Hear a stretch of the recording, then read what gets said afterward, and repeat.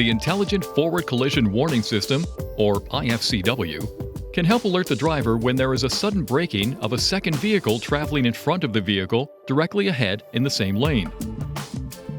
The system uses a sensor located behind the grille of the front bumper. If there is a potential risk of a forward collision, the system warns the driver by blinking the vehicle ahead detection indicator and sounding an audible alert.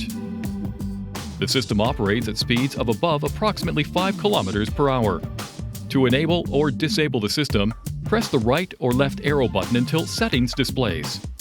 Press the up or down arrow button to select driver assistance and press the OK button. Then select Emergency Brake and press the OK button. Now select Front and press the OK button to toggle the system on or off.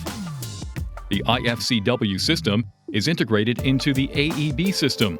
When the I-FCW system setting is turned on or off, the AEB system is also turned on or off.